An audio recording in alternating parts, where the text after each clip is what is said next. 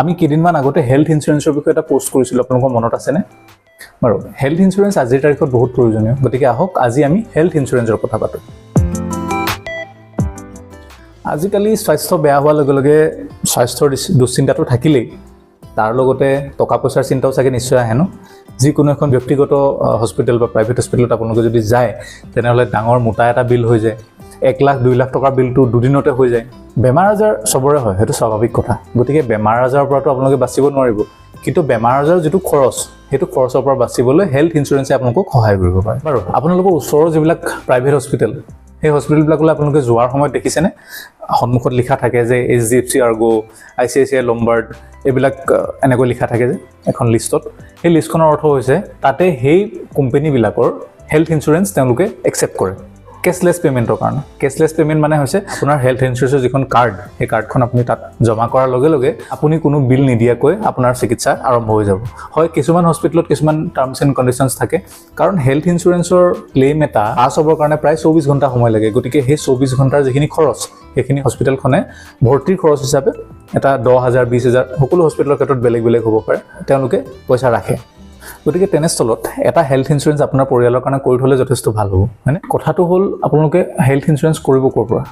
Health insurance কৰিবলৈ দুটা উপায় আছে। প্ৰথম হ'ল আজিকালি অনলাইন বহুতবিলাক ৱেবছাইট আছে, যেনে ধৰক পলিচি বজাৰ আছে, ডিট্টো আছে, ইন্সুৰেন্স দেখো, এনেকুৱা ধৰণৰ বহুতবিলাক ৱেবছাইট আছে। আপোনালোকে গৈ তাতে কৰিব পাৰে, কিন্তু কৰাৰ আগতে ভালদৰে কম্পেৰিজন কৰি চোৱাটো জৰুৰী। তাৰ উপৰিও আপোনাৰ যদি চিনাকি কোনোবা হেল্থ ইন্সুৰেন্সৰ এজেণ্ট আছে, তেওঁলোকৰ পৰা আপোনালোকে হেল্থ ইন্সুৰেন্স ল'ব পাৰে। এটা কথা মনত ৰাখিব, আপোনালোকে যিটো হেল্থ ইন্সুৰেন্স লয়, সেই হেল্থ ইন্সুৰেন্সটো 80Dৰ আণ্ডাৰত টেক্স ছেভিঙৰ কাৰণে আপোনালোকে ইউজ কৰিব পাৰে। যেতিয়া আপোনালোকে ITR ভৰে, টেক্স ছেভিং ইনষ্ট্ৰুমেণ্ট হিচাপে আপোনালোকে ইউজ কৰিব পাৰে আপ টু 75,000 rupees এবছৰত। গতিকে এতিয়া আহক হেল্থ ইন্সুৰেন্স লোৱাৰ সময়ত আপোনালোকে কি বস্তুত ধ্যান ৰাখিব লাগে। আমাৰ প্ৰথম যিটো পইণ্ট আছিল, সেই পইণ্টটো আছিল ৱেইটিং পিৰিয়ড ক্লজেছ। যদিহে আপোনাৰ আগৰ পৰা কিবা বেমাৰ আছে, এক্সিষ্টিং কিবা বেমাৰ যদি আছে, তেনেহ'লে আপুনি ইন্সুৰেন্স কৰাৰ পিছত 4 বছৰলৈকে আপোনালোকে কোনো ক্লেইম এই যিটো বিশেষ প্লান এইটোৰ কাৰণে নাপাব। বেলেগ প্লানত হয়তো এই 4 বছৰ ঠাইত 1 বছৰ 3 বছৰ যিকোনো হ'ব পাৰে। গতিকে এই বস্তুটো আপোনালোকে চেক কৰি লোৱাটো প্ৰয়োজনীয়। এইটো যিমান কম হয় সিমানেই ভাল। তাৰ উপৰিও ইনিচিয়েল ৱেইটিং পিৰিয়ড এটা থাকে।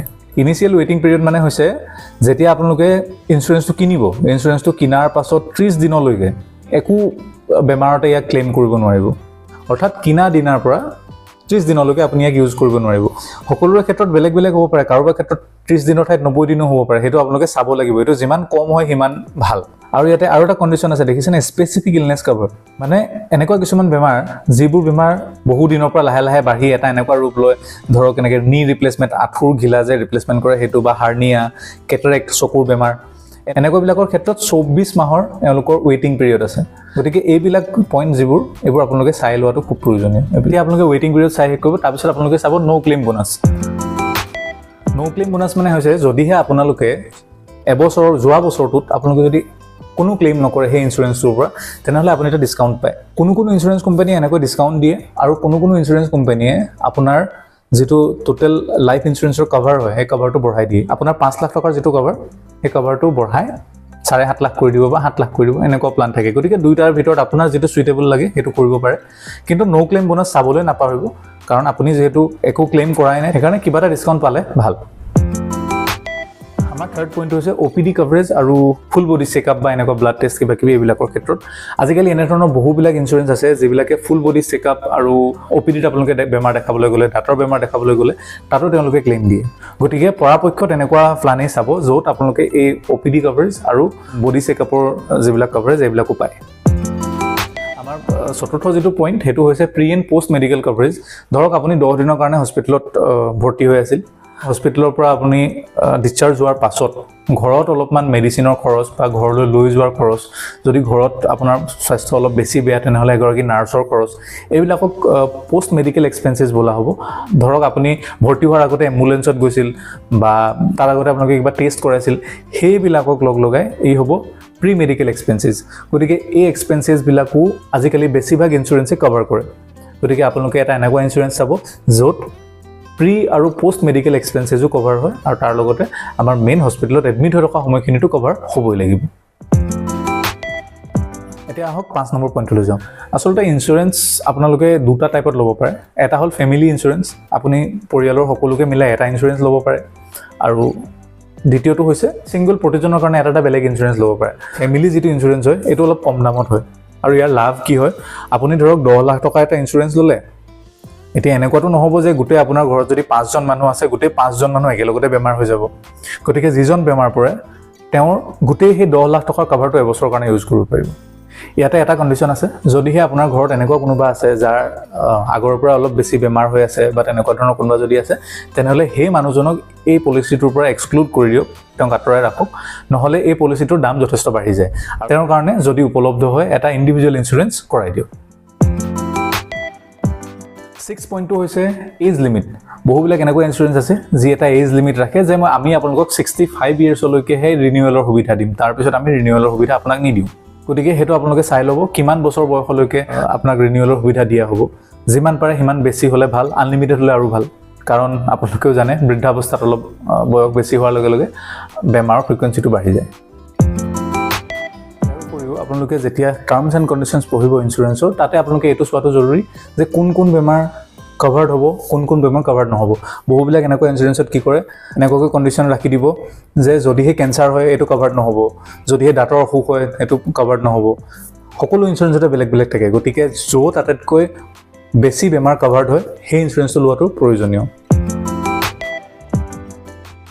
তাৰপিছত আমাৰ 8 নম্বৰ পইণ্টটো হৈছে ইন্ডিভিজুৱেল এক্সপেন্সেছত মানে ধৰক ৰুম ৰেন্টত এটা কেপ লগাই দিলে যে আমি এজন মানুহৰ ক্ষেত্ৰত কেৱল 2000 টকাহে ৰুম ৰেন্ট দিম বা আমি এম্বুলেন্সৰ খৰচ কেৱল 5000 টকাহে দিম এটো নাথাকিলে বেছি ভাল গতিকে এটো আপোনালোকে চাই লোৱাটো জৰুৰী হ'ব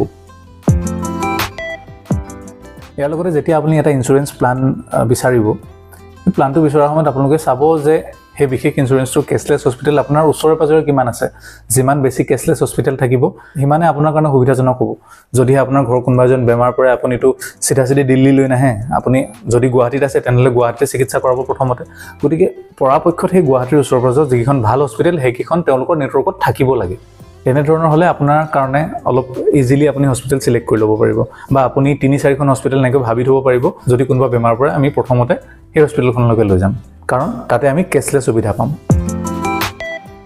ইয়াৰ আৰু এটা টাৰ্ম আছে কো-পেমেন্ট বুলি কোৱা হয় কো-পেমেন্টৰ অৰ্থ হৈছে ইনস্যুৰেন্স কোম্পানী আপোনাৰ ওচৰত এটা কণ্ডিশ্যন ৰাখে যে ধৰক যদি 10 লাখ টকা আপোনাৰ বিল হ'ল তেনেহলে 20% কো-পেমেন্ট আপুনি দিব লাগিব 20%ৰ অৰ্থ হৈছে 2 লাখ টকা আপুনি দিব বাকি 8 লাখ টকা আমি দিম একদম সিম্পল ভাষাত যদি আমি ক'বলৈ যাওঁ তেনেহলে এটো হৈছে কো-পেমেন্ট গতিকে পৰাপক্ষত বিনা কো-পেমেন্টৰ যিবিলাক পলিচি সেইবিলাক আপোনালোকে পিক কৰিবলৈ চেষ্টা কৰিব ইয়াৰ উপৰিও যদি আপুনি কোনো কোম্পানীত কাম কৰে বা আপোনাৰ ওচৰত কৰ্পোৰেট হেলথ ইনস্যুৰেন্স আছে তথাপিও অন্য এটা হেলথ ইনস্যুৰেন্স আপোনাৰ কাৰণে জৰুৰী কাৰণ কৰ্পোৰেট হেলথ ইনস্যুৰেন্সৰ ক্ষেত্ৰত বহুত বেছি কভাৰ পোৱা নাযায় গতিকে আশা কৰোঁ এই ভিডিঅ'টোত হেলথ ইনস্যুৰেন্সৰ ক্ষেত্ৰত যিবিলাক পইণ্ট আপুনি চাব লগা সেই পইণ্টবিলাক ইয়াতে ব্যাখ্যা কৰি দিব পাৰিছোঁ তথাপিও আপোনালোকে ইয়াতে পলিচি বজাৰ ৱেবছাইটত যদি যায় বা যিকোনো ইনস্যুৰেন্স ৱেবছাইটত যদি যায় তেনেহলে তাত আপোনালোকে বেলেগ পলিচিৰ কম্পেয়াৰ কৰি চাব পাৰে গতিকে কম্পেৰিজন ফিচাৰটো ইউজ কৰিবলৈ একেবাৰে নাপাহৰিব গতিকে ইনস্যুৰেন্সৰ বিষয়ে আজিৰ ভিডিঅ'ত ইমানেই আছিল যদি ভিডিঅ'টোৰ পৰা কিবা এটা জানিব পাৰিলে কিবা যদি আপোনাৰ উপকাৰ হ'ল তেনেহলে পেজটো লাইক কৰিব ভিডিঅ'টো লাইক কৰিব আৰু ফলো কৰি ল'ব পেজটো কাৰণ আমি এনে ধৰণৰ ভিডিঅ' আগলৈ আনি থাকিম আমাৰ এফডিৰ বিষয়ে ভিডিঅ' মিউচুৱেল ফাণ্ডৰ বিষয়ে 2-3টা ভিডিঅ' আমাৰ ইতিমধ্যে প্ৰকাশিত হৈ গৈছে আমি ষ্টক মাৰ্কেটৰ ভিডিঅ' আনিবলৈ আৰম্ভ কৰিম আমাৰ ভাইটি ভণ্টিসকলৰ বাবে কেৰিয়াৰ গাইডেন্সৰ কিছুমান ভিডিঅ' আমি আগলৈ আনিম গতিকে পেজটো ফলো কৰি ল'ব যদি কিবা জানিব বিচাৰে বেলেগকৈ তেনেহলে তলত কমেন্ট কৰিব আমি কমেন্টবিলাক পঢ়ো তাৰো উত্তৰ দিবলৈ আমি চেষ্টা কৰোঁ আৰু যদি কমেন্ট অলপ বেছি দীঘলীয়া উত্তৰ হয় তেনেহলে এটা ইন্ডিভিজুৱেল ভিডিঅ' কৰি আমি তাৰ উত্তৰ দিম তেনেহলে আজি ভিডিঅ'ৰ পৰা বিদায় দিয়ক নমস্কাৰ